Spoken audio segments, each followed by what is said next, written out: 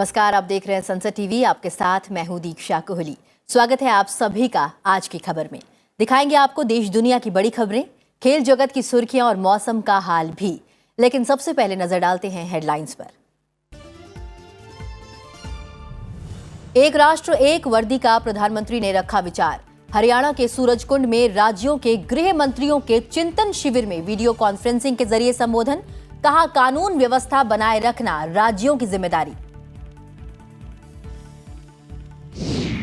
26/11 आतंकी हमलों के मुख्य आरोपी अब भी सुरक्षित। मुंबई में आतंकवाद विरोधी समिति की विशेष बैठक में बोले विदेश मंत्री एस जयशंकर। कहा, आतंक के खिलाफ काम अभी अधूरा।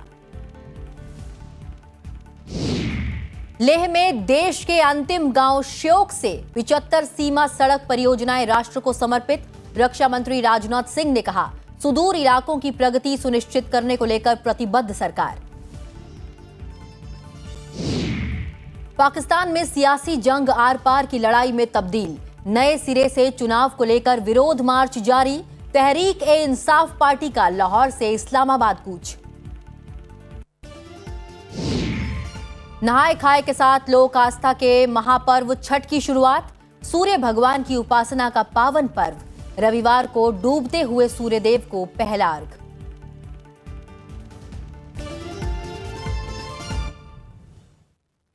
और अब नजर डालते हैं कुछ अन्य मुख्य समाचारों पर। सरकार ने केंद्रीय सचिवालय सेवा के कैडर पुनर्गठन पर समिति गठित की है, जो सीएसएस के अधिकारियों की सेवा की दक्षता बढ़ाने और क्षमता निर्माण के लिए उपाय सुझाएगी। कार्मिक और प्रशिक्षण विभाग ने इसका आदेश जारी किया है।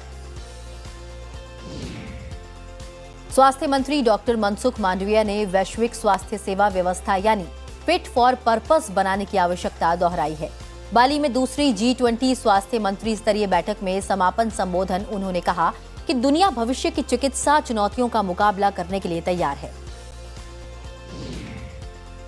केंद्रीय परिवहन मंत्री नितिन गडकरी ने मुंबई में बीएसई शेयर बाजार में NHAI इनआईटी डिबेंचरों को सूचीबद्ध करने की रस्म पूरी की है। ये डिबेंचर अपरिवर्तनीय है, यानी इन्हें शेयर में नहीं बदला जाएगा।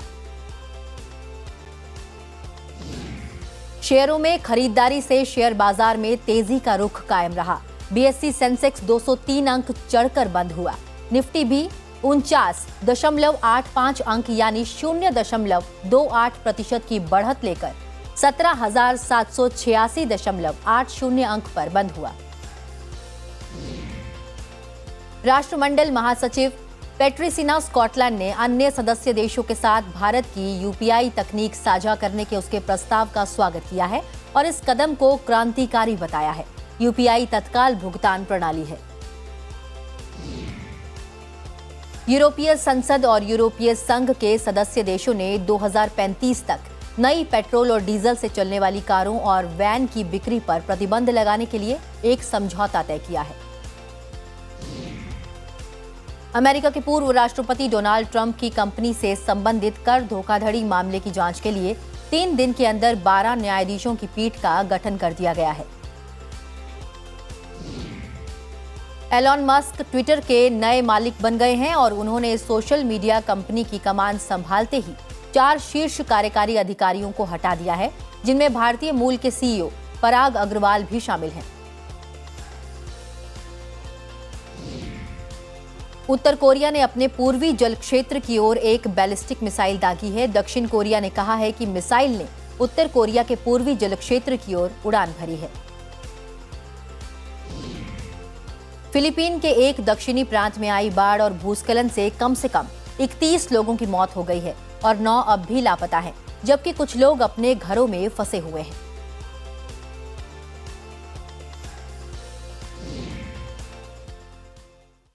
और अब खबरें विस्तार से। प्रधानमंत्री नरेंद्र मोदी ने पुलिस के लिए एक राष्ट्र एक वर्दी का विचार पेश करते हुए कहा है कि ये उनकी तरफ से एक विचार मात्र है और वो इसे राज्यों पर थोपने का प्रयास नहीं कर रहे हैं।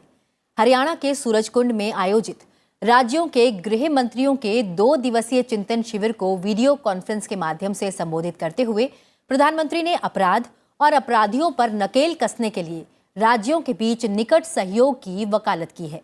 उन्होंने कानून व्यवस्था और सुरक्षा की उभरती चुनौतियों के समाधान के लिए सभी एजेंसियों के बीच समन्वित कार्यवाही की भी गुजारिश की है।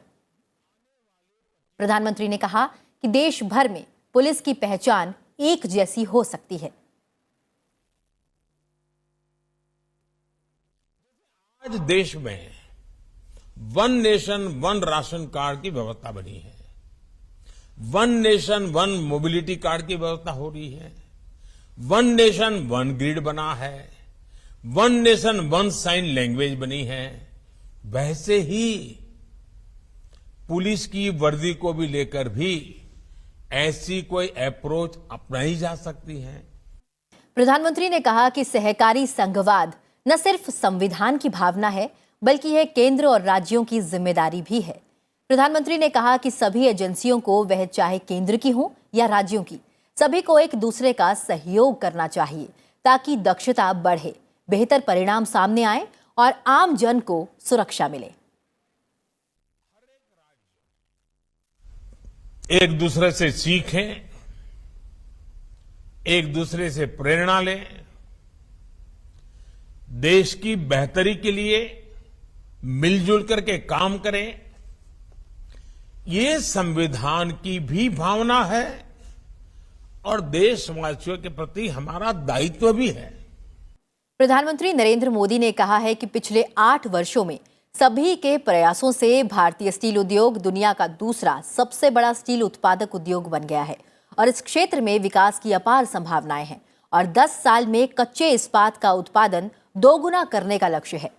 प्रधानमंत्री ऑर्सिलर मित्तल निप्पॉन स्टील इंडिया के हजीरा संयंत्र के सुविधा विस्तार परियोजना के भूमि पूजन समारोह को संबोधित कर रहे थे।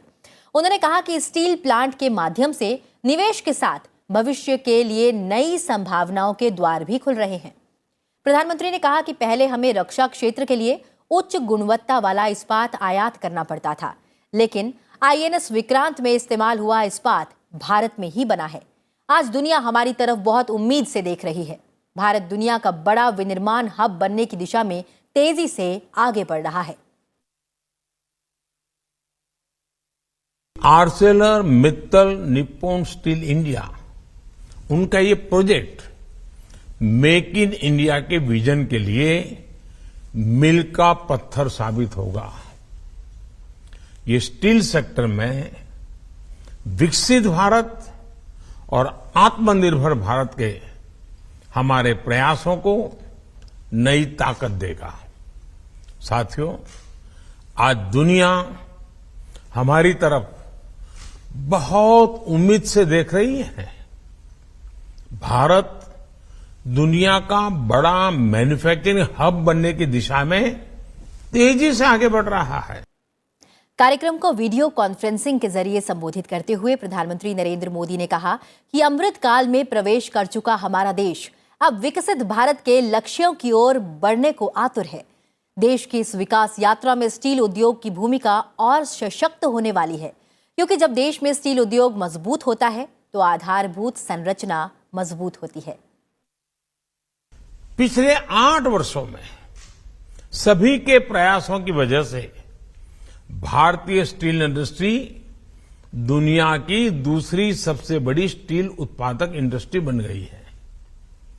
इस इंडस्ट्री में विकास की अपार संभावनाएं हैं।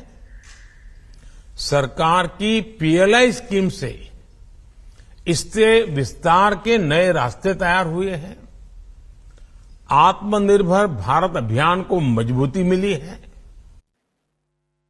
26/11 मुंबई हमलों के मुख्य साजिशकर्ता अब भी सुरक्षित हैं। उन्हें सजा नहीं दी गई है। विदेश मंत्री एस जयशंकर ने मुंबई में आतंकवादी उद्देश्यों के लिए नई और उभरती प्रौद्योगिकियों के इस्तेमाल का मुकाबला विषय पर आयोजित विशेष बैठक को संबोधित करते हुए ये बातें कही। उन्होंने कहा कि जब कुछ आतंकवादियों पर प्रतिबंध लगाने की बात आती है तो कुछ मामलों में संयुक्त राष्ट्र सुरक्षा परिषद राजनीतिक कारणों से खेदजनक रूप से कार्रवाई करने में असमर्थ रही है। कार्यक्रम के पहले चरण का आयोजन दक्षिण मुंबई में ताजमहल पैलेस होटल में आयोजित किया जा रहा है। आतंकवादियों ने नवंबर 2008 को हमले के दौरान इस होटल को भी निशाना बनाया था। विदेश मंत्री ने कहा कि 26/11 आतंकी हमलों के मुख्य साजिशकर्ता को अब तक सजा नहीं दी गई है। Terrorism is a serious threat to international peace and security, indeed to the entire humanity. We have heard the voices of its victims today. Their loss is immeasurable and can never be made up. However, it is incumbent on us as responsible members of the international community to remember their trauma and to persevere in our efforts to bring the perpetrators of terrorism to justice. We owe this to every victim of terrorism across the world. इस मौके पर संयुक्त राष्ट्र महासचिव Antonio Guterres ने कहा कि किसी भी कारण आतंकवाद को सही नहीं ठहराया जा सकता. Fighting terrorism must be a global priority for every country on earth, and fighting terrorism is a central priority for the action of the United Nations. इससे पहले विदेश मंत्री एस जयशंकर के साथ गबोन के विदेश मंत्री और संयुक्त राष्ट्र सुरक्षा परिषद के अध्यक्ष माइकल मूसा ने ताजमहल पैलेस होटल में 26/11 आतंकी हमले में जान गंवाने वाले लोगों को श्रद्धांजलि अर्पित की. इस मौके पर विदेश मंत्री एस जयशंकर ने कहा कि हमने 26/11 हमले के मास्टरमाइंड और अपराधियों को न्याय के कटघरे में खड़ा करने का प्रयास किया है. इस जगह पर यूएनएससी की आतंकवाद रोधी समिति का एक साथ आना विशेष और महत्वपूर्ण है. Commitment of each and every member state of the United Nations to combat terrorism stood publicly challenged. Since then, we have endeavored to bring the masterminds and the perpetrators of this attack to justice. This task remains unfinished. और इस खबर पर अधिक जानकारी लेने के लिए रुख करते हैं अपने वरिष्ठ सहयोगी अखिलेश सुमन का. अखिलेश, मुंबई में आतंकवाद को लेकर होने वाली बैठक की रूपरेखा क्या है और ये कितनी अहम है? देखिए दीक्षा, सबसे महत्वपूर्ण बात तो ये है कि संयुक्त राष्ट्र सुरक्षा परिषद, जो कह सकते हैं कि संयुक्त राष्ट्र की सबसे ताकतवर संस्था है जी, उसकी तरफ से जो स्पेशल मीटिंग है काउंटर टेररिज्म कमेटी की, तो उस सुरक्षा परिषद की किसी भी कमेटी की पहली मीटिंग आज भारत में हो रही है और कल भी होगी. इसमें देखिए जो 15 सुरक्षा परिषद के सदस्य हैं, जिसमें कि 10 अस्थायी सदस्य हैं और 5 अस्थायी सदस्य हैं, उन सारे के प्रतिनिधि आ रहे हैं, शामिल हैं. और उसके अलावा 3 जो अगले साल अस्थायी प्रतिनिधि बनेंगे, जो देश शामिल होंगे, उसके प्रतिनिधि भी शामिल हैं.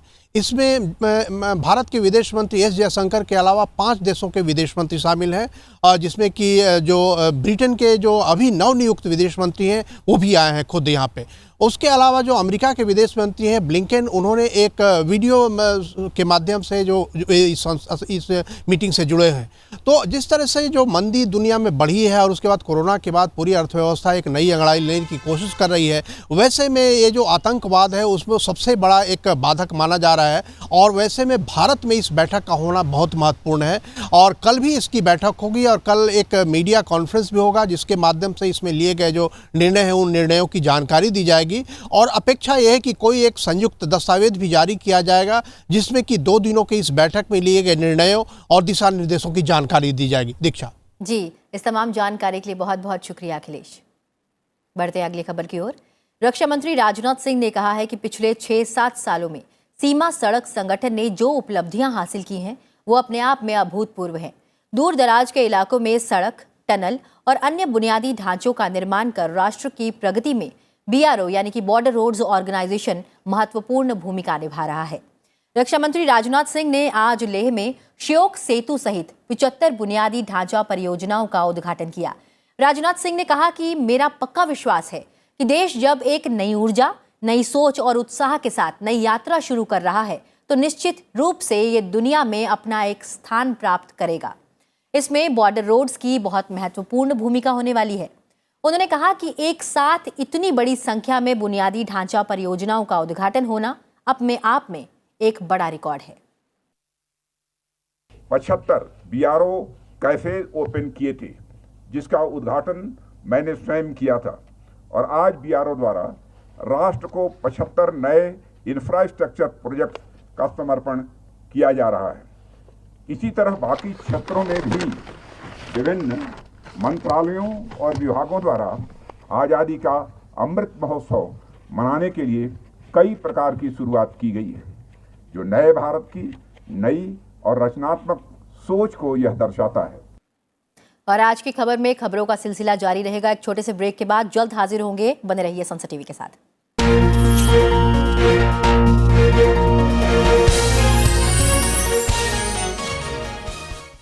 न्यू इंडिया डिबेट में आज समझने की कोशिश भारत के सामाजिक सुधार की व्यवस्था को। आज भी ऐसे बहुत सारे गांव हैं जहां पे लड़कियां स्कूल नहीं जा पाती हैं क्योंकि क्लास 8 के बाद उनके पास स्कूल नहीं होता है। बट जेंडर इक्वालिटी के साथ क्या जेंडर इक्विटी भी आ रही है? हम खुश हो जाते हैं थोड़े क्वांटिटी देख के, थोड़े नंबर्स देख के, बट आप गांव में जाएं जहां पे महिला सरपंच चुनी जाती है, बट डिसीजन अगर उन्हें लेना होता है तो उनके पति वहां डिसीजन लेते हैं। It should always be interlinked with the economic development.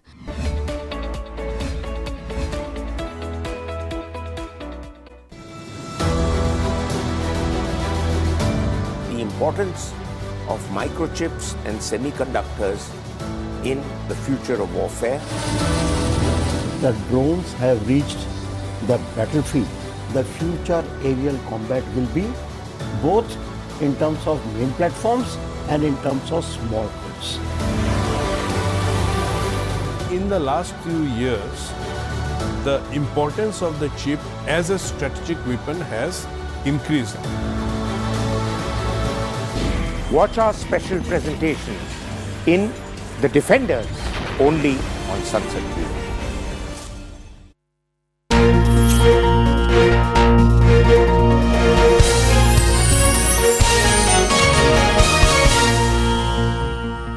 Break के बाद आप सभी का स्वागत है। आप देख रहे हैं आज की खबर। बढ़ते हैं आगे और अब नजर डालते हैं राज्यों से जुड़ी हुई खबरों पर।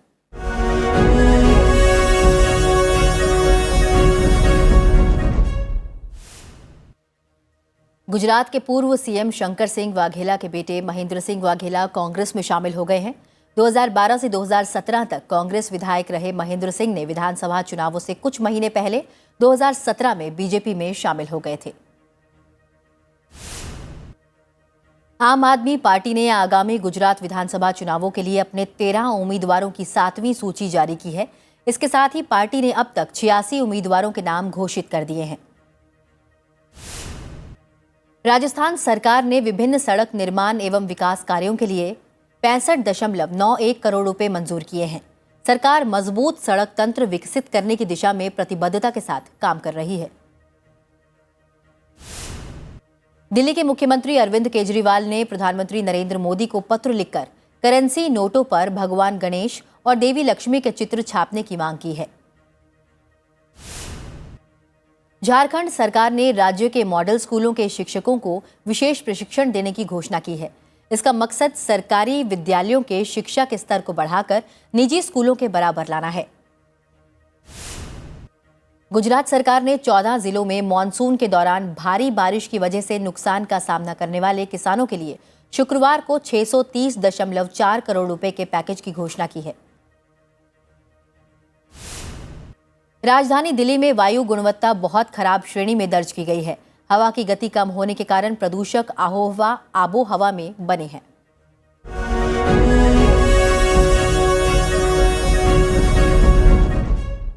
और अब बढ़ते हैं आगे और नजर डालते हैं अंतर्राष्ट्रीय जगत से जुड़ी खबरों पर।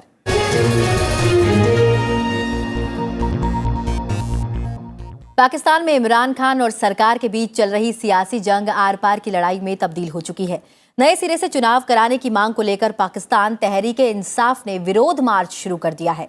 पीटीआई प्रमुख और पूर्व प्रधानमंत्री इमरान खान ने लाहौर से इस्लामाबाद के लिए विरोध मार्च शुरू कर दिया है। मोटरसाइकिल पर सवार पीटीआई पार्टी के समर्थक पार्टी के झंडों के साथ मशहूर लिबर्टी चौक पर एकत्रित हुए और वे ऐतिहासिक जीटी सड़क मार्ग के जरिए राजधानी की ओर बढ़ रहे हैं।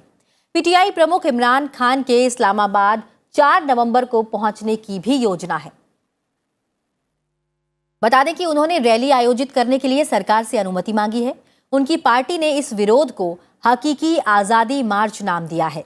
उधर पाकिस्तान ने आंतरिक मामलों के मंत्रालय ने इस्लामाबाद में 30,000 के करीब पुलिस रेंजर और अर्धसैनिक बलों के जवानों को तैनात करने का फैसला किया है।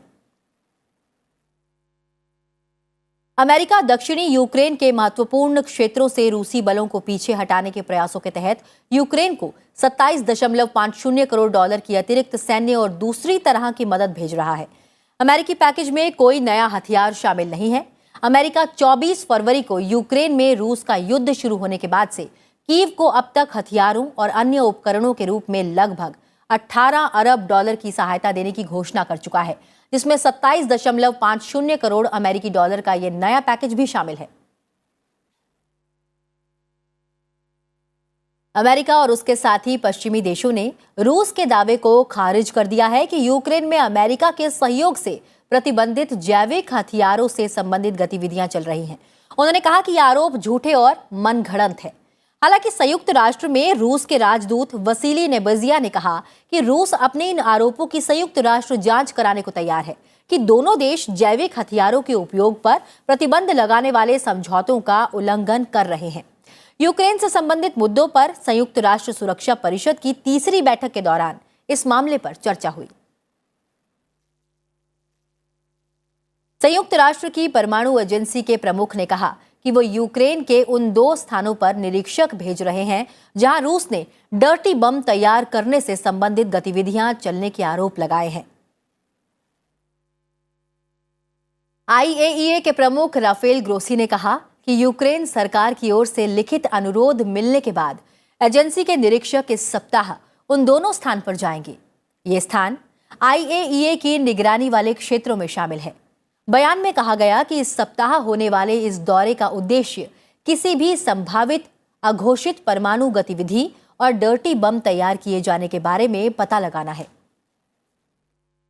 IAEA ने 1 महीने पहले इन 2 स्थानों में से एक का निरीक्षण किया था और वहां कोई अघोषित परमाणु गतिविधियां होने के संकेत या इससे संबंधित सामग्री नहीं मिली थी। देश भर में 4 दिन का छठ पूजा अनुष्ठान आज से शुरू हो गया है। इस पवित्र त्योहार में श्रद्धालु सूर्य भगवान की विशेष पूजा अर्चना करते हैं। आज श्रद्धालु नहाए खाए मना रहे हैं। कल खरना है, जिसमें भक्त पूरे दिन उपवास रखेंगे और शाम को सूर्यास्त के बाद अपना उपवास तोड़ेंगे और सूर्य की पूजा करेंगे। शाम को प्रसाद ग्रहण करने के बाद वे अगले 36 घंटे तक निर्जल उपवास करते हैं। छठ पूजा के तीसरे दिन भक्त पानी में खड़े होकर डूबते सूर्य को अर्घ्य देंगे। सोमवार को उगते सूर्य को अर्घ्य देने के साथ ही छठ पूजा अनुष्ठान संपन्न होगा।